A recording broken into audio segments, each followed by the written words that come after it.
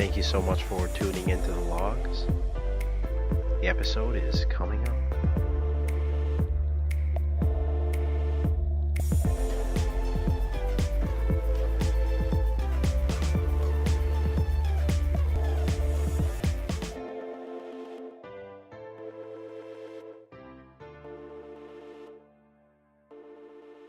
Have you ever heard the story of Frankenstein?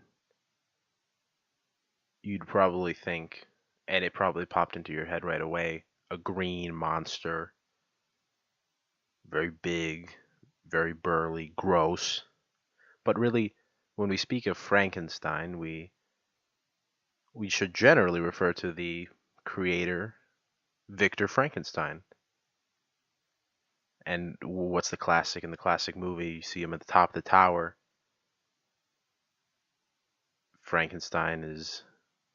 Victor Frankenstein is sitting to the side while his great monster lays atop this bed. The ceiling opens. It's a thunderous night. And instantly, a bolt of lightning hits the monster, animating it. A conglomeration of body parts brought to life. Now, what am I really talking about here? You probably read the title of the episode and said, why is he talking about this? I thought this was an episode about beauty. I wouldn't say really that Frankenstein's monster is something beautiful. Well, actually, it begins our argument about beauty. Well, let's not say argument, let's say discussion. Our discussion about beauty. It begins really at a story my uncle told me. When I was young, my uncle would tell me this story about finding your perfect other. You know, as a kid, everybody's telling you what's next, really. This, college, then next, marriage, then next, this, then next, that. So there's always some preparation with something, and my uncle was preparing me for understanding who's the perfect person. And he put it this way when he was defining the perfect person. He put this way. He said, you create your own monster. You become a Victor Frankenstein of sorts. One that identifies pieces of people that you use to really create something. What he called it was your personal Frankenstein, the one you have in your head. He said that as you grow and you experience things, and you experience people more importantly, you find pieces that you pull onto. These could be physical, and they usually are. So you think, oh, I am more personally attracted to X, Y, or Z. Physical traits, they could be hair color, eye color, other traits that I won't get into. But they could also be intangible. Those traits, the physical traits, are more tangible in space. They could also be intangible traits, immaterial pieces. These pieces are usually connected to the spirit, to a personality, something within the being, something within the physical, something bringing life to the physical person. Now, these pieces, both physical and immaterial, are used to create your personal Frankenstein within your head. That's the way my uncle put it. These are the pieces that you hold on to, and they're what really make up your own Frankenstein. Imagine Victor Frankenstein, the scientist, now going and finding pieces from God knows where and combining them into one great monster. You are generally doing the same thing, but at a much more mental capacity, finding pieces of someone that you use to create the perfect person, the perfect partner, the perfect complement to you. So as the story goes, these physical pieces are connected, and with a stroke of lightning, flash of lightning, strike of lightning, probably the best way to put it. He became a reality. Or he came into our reality. He was given a new life, this Frankenstein's monster. And in your own personal Frankenstein, the Frankenstein in your head, they are too given a reality. In your mind's eye, you search for what we're going to call beauty. And this is where it gets important here because beauty is the focus of today's episode. Beauty is going to define a pulling power, something, as economists would put it, some invisible hand that's, instead of playing games with the economy, it plays games with you. And before we get into this argument about beauty and the pulling power that it has on us, we need to define what beauty is. Let's explore what we think and how we think of beauty in the natural sense. And naturally, this definition splits into two general camps. There's one which primarily focuses on the physical traits of a being. In our case, in the human case, these are what I defined earlier, these physical traits that one is attracted to. The other is a more immaterial case, a more aesthetic case, a more aesthetic group.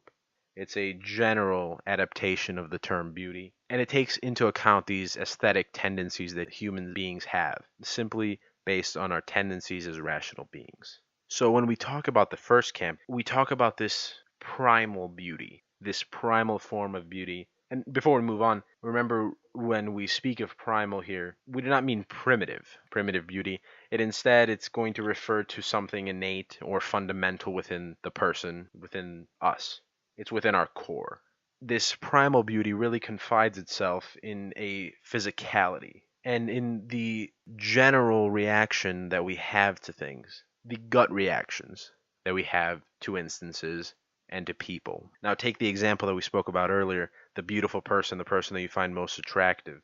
The reaction to that person, the thing that you feel, is pleasant.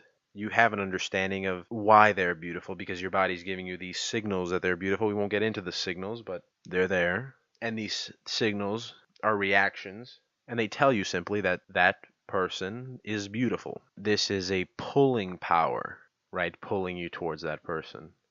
Now take the opposite case. Say an example where there's a dead animal, something decaying, something decomposing, and the initial reaction is to really get grossed out, that gut reaction. You shift away, you cover your mouth, and get grossed out. You can see it in a person, you know, when they're experiencing this way, because of course you've experienced this being a human. You understand that it's not beautiful. Primal beauty simply occurs because we ourselves are animalistic beings, and we react to the physical world in physical ways. And there really is no way around that. All animals really undergo these actions, these types of behaviors, because they simply occur on the basis of our own Homo sapien existence, just as they would occur to other animals of any species. That's primal beauty. Those are primal tendencies. But what about the beauty that we feel when the cortex fires at the top of our head? Something where our rationale comes into play. These would more likely be placed at the intellectual end of the scale, and we define them as something beyond the capabilities of irrational beings. And here's another definition we have to make clear. When we speak of rational beings, we're speaking generally of humans. And that's an issue here because usually there are many counter arguments to this idea of humans being at the top of the scale of rationale, and the idea and the scientific evidence that other organisms, usually thought of as lesser than humans, actually contain the mental capacity to do a lot of the higher order thinking that humans can. But generally, for this argument, we're going to be speaking about humans, and we're going to use the human rationale as something that goes beyond in terms of higher order thinking and logical thought. Just know that the counter arguments exist, and we are not the only exception. And then when we define all other species, as irrational beings, we do not refer to an unreasonableness that usually comes up when we think of somebody being irrational we refer to the beings that are not capable of that higher order thinking. So it's the humans in this scenario, the humans as the rational beings at the top of the scale, capable of that higher order thinking, capable of the logical thought. And then it's all other beings below them, the irrational. They don't have the ability to conceive rational thoughts, these higher order thoughts, these aesthetic tendencies, the ability to see beauty in something beyond the physical. And that's where, in our scenario, humans really deviate from all others because they go beyond a primal beauty that is usually ascribed to all animals. And it is ascribed to all animals because it's something that simply exists in nature, at least in organisms capable of sexual reproduction that require such selective pressures, such as physical attractiveness. This higher order form of thinking gives humans the ability to see beauty and to find the aesthetic in things that are generally not thought of as beautiful physically. And physically, I mean the physicality of organisms. So humans can see a natural stream, see the mountain ranges, the oceans, natural things, material things, non-living things, and find beauty in them. We can also find beauty in other things, things that we create, the buildings that we create, the systems that we create, the art that we create. Just think of the car guy, the guy that'll look at some 60s muscle car and say, wow, she's a beaut. Generally, you'd say, the average person would say at least. I'm not exactly sure what's physically inclining you about that car, but you have to see it from his perspective. He's a rational being, and he can find aesthetic in these material things that are non living. And there are many instances of this. Why do we go to art museums? Why do we protect these ancient sites all around the world? Because we see their beauty and we connect to them. They pull us. And again, here comes this pulling action that beauty has. It pulls us to things. You can see in your head that muscle car parked outside a store and the car guy just has to go to it and take a picture, check it out. That's a pulling power. Just like in another case where somebody finds somebody else physically attractive, they just go up and talk to them. They're pulled towards them. It's not exactly a rational thought, that's more of a primal beauty. And in the case of the guy with a muscle car, that's a rational thought. They find an aesthetic and they're pulled to it. So when we talk about beauty, are we really speaking of a set of emotions that guide our everyday thinking? Could it be something that pulls us to act? It is something that pulls us to act. We just determined it now. And in most of these cases, in all of these cases really, we're pulled towards this thing called happiness, right? Everything that we find beautiful, when it comes down to it, if we keep asking the question why, boils down to, oh, it makes me happy. Take a student going to college. Ask him why. Their first answer would be, because I want to be educated. Why? I want a job. Why? So I can get paid. Why? So I can do the things I love. Why? Because that makes me happy. Huh. Is that the crux of the argument here? Is beauty a pulling power to happiness? Is beauty pulling us towards things that'll make us happy? And in so describing that and in an understanding that, can we find why people act? Can we understand why people act? The core reasoning for why people do the things they do. You could take anything in your life, things that you work for, things that you go to school for, things that you yearn for. Eventually, anything that you really do will come down to a want of happiness. And why don't you do the things that you don't do? Because they make you unhappy. Things that we push away from, we usually don't find beautiful either. Are these just two concepts intertwined and based in human action? It's beauty pulling towards happiness. Let's continue with the example about nature. Generally, humans agree that the statement that nature is beautiful is correct. What could really be more astounding than the natural streams, the trees, the flowers, the oceans, and the exotic animals that fill the little crevices in between, right? For some people, this causes them to leave the fairly mundane, in their eyes, mundane world of the city, and they go into the wild. They really get bored, they get stuck in a rut, and they see some beauty in going away from whatever's keeping them that way, and finding peace in recommuning with nature. And here we can see again, it's a pulling action. They find it beautiful and they think it's going to make them happy. And they get pulled towards leaving and going and hanging out in the wild. Now you may ask, I too find nature beautiful. I mean, you just said that humans can generally agree that nature is beautiful. Does that mean everybody has to return to nature? You'd say, I don't happen to be one of those outdoor type A kind of people. Well, that's fine. That's fine because beauty pulls you in another way. In your eyes, I'm generalizing here, but in your eyes, you could say the natural order of the human communal complex is beautiful. The gridded, Hippodamian grid pattern of the city and the tall towers that fill the little boxes that the roads make. The order, the great masses of people working together, doing one job, working for one nation. You'd say that's beautiful because that's the power of human logic. That's human logic manifested in the physical world. We, in and of ourselves, have conquered pieces of land, have conquered our cities, our suburbs, our nations, and we use them to conduct business, and we use them to breed debate, and we use them to engage in sports and to make art, the things that we find beautiful and the things that make us happy. That's a beautiful thing too. So there are really two broad schools of thought when we speak about beauty, and they connect themselves, and they're feeding off each other. In some cases, they're antagonistic, as we just defined with the people that reject the city and move to the country, or the people that reject the country and move to the city, and that's general again. But what if we define it in this way? What if we say there are two schools of thought when it comes to the pulling power of beauty? We say there is beauty in conformity and there is beauty in non-conformity. Now, generally, when we speak of conformists, we talk about the people that are living the status quo. And when we speak of the opposite, nonconformists, we speak of people that are rejecting that status quo in some way, some aspect of the status quo. And generally, it's this battle again. Both of them are really adhering to one thing, one ideal, but they're looking at it on opposite sides. The conformists say, this is the way it's always been, this is the way it should be. And the nonconformists say, well, we can change it while still maintaining who we are.